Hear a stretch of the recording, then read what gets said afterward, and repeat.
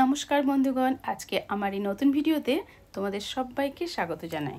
আজকে আমি তোমাদের সামনে শেয়ার করতে চলেছি কাঁচা আমের জেলি রেসিপিটা। এর আগের দিন আমি আমার চ্যানেলে কাঁচা আমের জ্যামের রেসিপিটাও শেয়ার করে দিয়েছি, চাইলে তোমরা দেখে নিতে পারো।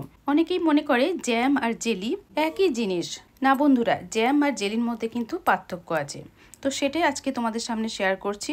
জ্যাম বানাতে গেলে কি করে প্রসেসে বানাতে হয় সেটা আগের দিন আমি শেয়ার করে দিয়েছি, সেখানে দেখে নেবে। আজকে আমি জেলি রেসিপিটা শেয়ার করছি একদম পারফেক্ট সিস্টেমে, একদম দোকানের মতন কিভাবে জেলি বানাতে হয় সব কিছু আমি আজকে টিপস তোমাদের সামনে শেয়ার করব।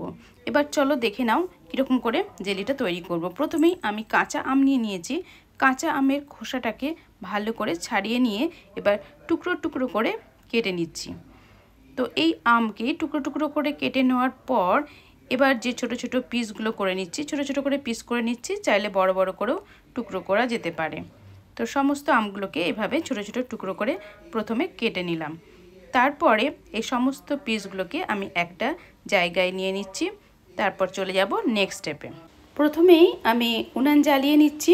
উনান জ্বালিয়ে নেওয়ার পর একটা কড়াই বা হাঁড়ি এই জাতীয় কিছু একটা বসিয়ে দিতে হবে। আমি এখানে একটা সসপ্যান বসিয়ে দিয়েছি, আমগুলো তার ভেতরে দিয়ে দিলাম আর বেশ কিছুটা পরিমাণে দিয়ে দিলাম জল। এখানে 1.5 গ্লাস জল দিয়েছি, ভালো করে সেদ্ধ করে নিলাম আমগুলো।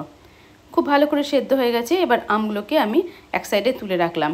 তারপর দেখো এই যে আমের ভেতরে যে জলটা ছিল সেদ্ধ হওয়া, সেই জলটাকে কিন্তু নিয়ে নিলাম। আমের নির্যাস আর কি সেটা রয়েছে, এর মধ্যে রয়েছে প্রচুর পরিমাণে পেকটিন। এই সময় আমি 1 চামচ কর্নফ্লাওয়ার দিয়ে ভালো করে এটাকে গুলে নিয়েছি। এখানে সেদ্ধ করা কোনো আম কিন্তু আমি নিইনি, আমের সেদ্ধ করা যে জলটা সেটা নেওয়া হয়েছে। আর যে সেদ্ধ আমগুলো দিয়ে কিন্তু আগের ভিডিওতে জ্যাম বানানো হয়েছে। এরপরে এই আমের রসটাকে কিন্তু এখন আমি ভালো করে মেপে নিচ্ছি। দেখো এই কাপের আমার 1 কাপ পরিমাণের আমের এই রসটা বেরিয়েছে। তো এরপরে আমি আর একটা সেম কাপেতেই মেপে নিলাম চিনি। 1 কাপ পরিমাণে চিনি নিয়েছি। যেহেতু এটা কাঁচা আমের বানাবো জেলি, সেই জন্য আমি এই আমের রসটাকে উনান জ্বালিয়ে কড়াইয়ের মধ্যে 1 কাপ রস ঢেলে দিলাম। তার ভেতরে দিয়ে দেব আমি 1 কাপ পরিমাণের চিনি। তো 1 কাপ পরিমাণে চিনি দিলে কিন্তু হবে না, কারণ ভীষণই টক হয়ে যাবে আর জেলিটা খুব ভালো মতন জমবেও না। ওই জন্য যতটা আমের রস থাকবে তার থেকে ডবল যদি চিনি দেওয়া যায় তাহলে কিন্তু খুব ভালো হয়। তো আমি এখানে কাছাকাছি মানে 2 কাপের কাছাকাছি কিংবা 2 কাপের থেকে একটু কমই দিলাম চিনিটা, দিয়ে ভালো করে রসের মধ্যে দিয়ে দিলাম। এরপরে গ্যাসের ফ্লেমটাকে একটু মাঝারি করে দিয়ে আমি রসটাকে আগে ফুটিয়ে নিচ্ছি। চিনিটা গলে যাওয়া পর্যন্ত আমি মাঝারি ফ্লেম রেখে দিচ্ছি। তারপরে এবারে লো করে করে এটাকে আমাকে অনেকক্ষণ ধরে ধৈর্য ধরে ফুটিয়ে নিতে হবে। দেখো চিনিগুলো মেল্ট হয়ে গেছে, এখন একটু ফেনা ফেনা আকার ধারণ করেছে। খুব ভালো করে আমি নেড়ে দিলাম। তারপরে আমি দিয়ে দিচ্ছি পাতি লেবু। অবশ্যই পাতি লেবুর রসটা দিতে হবে। তো এখানে 1 থেকে 1.5 চামচ পরিমাণের পাতি লেবুর রস আমি এই আমের মধ্যে দিয়ে দিলাম। তারপরও আমি খুব ভালো করে নেড়ে চেড়ে 15 মিনিট পর্যন্ত কিন্তু এটাকে রান্না করতে সময় লাগবে। তো ধৈর্য ধরে কিন্তু করতে হবে। হাই ফ্লেমেতে করলে প্রথমেই কিন্তু তাড়াতাড়ি ঘন হয়ে যাবে আর এর যে ক্রিমি ক্রিমি ভাবটা সেটা কিন্তু আসবে না। কাঁচা আমের রঙটাকে বজায় রাখার জন্য আমি এখানে ফুড কালার দিয়ে দিলাম বেশ কয়েকটা ড্রপ। দেওয়ার পর খুব ভালো করে নেড়ে দিতে দিতেই কালারটা কিন্তু ভীষণ সুন্দর হয়ে গেল। তোমরা দেখতেই পাচ্ছ একদম বেশ সবুজ রং হয়ে গেল। এবারও কিন্তু আরও বেশ কিছুক্ষণ আমাকে এটা রান্না করতে হবে।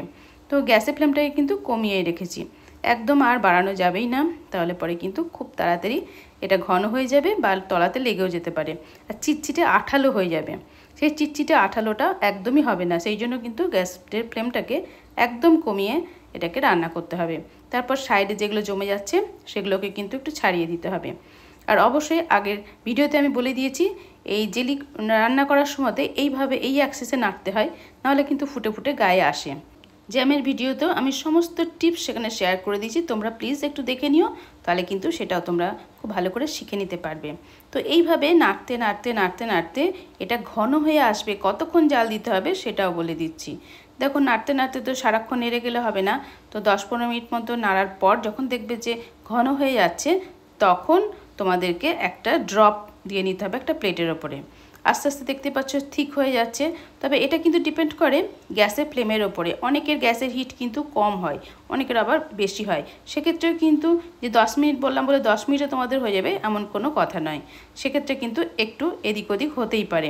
এখন দেখো এইভাবে আমি যে ড্রপটা ফেলছি এখানে একটু ঘন মনে হচ্ছে, সেই জন্য আমি একটু প্লেটের ওপরে এইভাবে দিয়ে নিলাম। প্লেটে দুটো জায়গায় দেখো দুটো ড্রপ দিয়ে নিলাম। এটাকে কিছুক্ষণ থামবো, থামার পর দেখব যে ওটা সেটিং হচ্ছে কিনা। তো আবারও আমি কিছুক্ষণ চারিদিক থেকে এইভাবে ভালো করে নেড়ে চেড়ে গ্যাসের ফ্লেমটাকে কমিয়ে একটু জাল দিয়ে নিচ্ছি। তারপর এবারে এটা টোটালি কমপ্লিট হয়ে গেছে। এবার দেখো বুঝিয়ে দিচ্ছি, দেখো প্লেটে যে ড্রপ দুটো দিয়েছিলাম এ দেখো গড়ে আসছে না, মানে একদম জমে গেছে, আঠালোও হয়নি। তো আমি হাত দিয়েও দেখিয়ে দেবো তোমাদের, দেখো নাড়ালাম না, নড়ছেও না। তো বেশ সুন্দর সেটিং হয়ে গেছে। এই যে হাত দিয়ে এরকম করে দেখাচ্ছি, হাতে কিন্তু লাগেনি, হাতে কিচ্ছু লাগেনি, তার মানে জেলিটা খুব সুন্দর সেট হয়ে গেছে। ওই জন্য আমি গ্যাসটা কিন্তু অফ করে দিয়েছি। এবারে আমি জেলিগুলোকে এক একটা জায়গায় আমি ঢেলে নেব। চাইলে তোমরা জারে ঢেলে নিতে পারো, তবে বন্ধুরা কাচের জারে যখন ঢালবে তার আগে কিন্তু ভালো করে স্টেরিলাইজ করে নেবে। বাড়িতেই কিন্তু খুব সুন্দরভাবে স্টেরিলাইজ করা যায়, সেটা কিন্তু আমি আগের ভিডিওতেই তোমাদের শেয়ার করে দিয়েছি, জ্যামের যে ভিডিওটা সেখানে কিন্তু সেটাও শেয়ার করা আছে, প্লিজ তোমরা একটুখানি দেখে নিও। এখন আমি জেলিগুলোকে এক একটা জায়গায় ঢেলে নিচ্ছি। তোমরা চাইলে কোনো ডেকোরেশনের যদি এরকম কন্টেনার থাকে সেখানে ঢেলে নিতে পারো, দেখতেও বেশ সুন্দর লাগে আর খাবার সময় পরিবেশন করতেও বেশ ভালো লাগে। ওই জন্য আমি ছোটো ছোটো বাটিতে এরকম আমি জেলিগুলোকে নিয়ে নিচ্ছি। আর যদি স্টোর করে রাখতে চাও তাহলে অবশ্যই কিন্তু কাচের কন্টেনারে ঢেলে রাখবে। 1 বছর পর্যন্ত এই জেলি কোনো রকমের নষ্ট হবে না।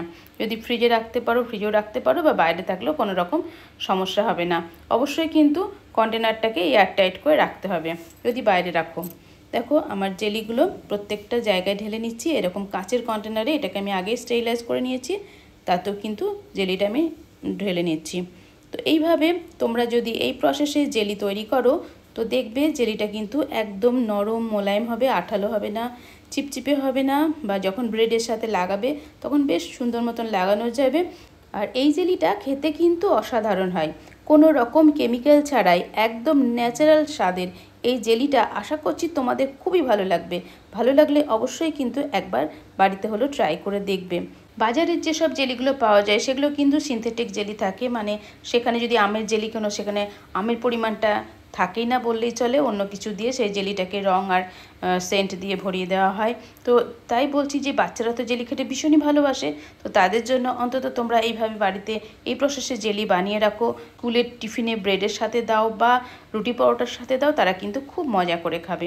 তো এখন আমি জেলিটাকে দেখো ব্রেডে লাগিয়ে দেখাচ্ছি, একটু টোস্ট করে নেবে বা নর্মাল সেঁকে নিতেও পারো। তারপর দেখো জেলিটাকে খুব ভালো করে লাগিয়ে নেবে, লাগিয়ে নিয়ে তারপরে বেশ মুচমুচ করে খেয়ে নেবে। মিষ্টি মিষ্টি মুচমুচে ব্রেডটা খেতে কিন্তু খুবই ভালো লাগবে। আমার এই জেলির ভিডিওটা যদি ভালো লেগে থাকে অবশ্যই একটা লাইক করে দিও, আর কমেন্ট করে লিখে জানিও কেমন হয়েছে আমার এই জেলির রেসিপিটা। আর ভালো লাগলে তোমাদের ফ্রেন্ড সার্কেলকে অনেক অনেক শেয়ার করার অনুরোধ রইল। যদি নতুন বন্ধু হয়ে থাকো তাহলে আমার চ্যানেলটাকে সাবস্ক্রাইব করে পাশে থাকা বেল বাটনটা অন করে নোটিফিকেশানটা অন করে রেখো নিত্য নতুন ভিডিও পাওয়ার জন্য। আর যারা করেছো তাদেরকে অসংখ্য ধন্যবাদ।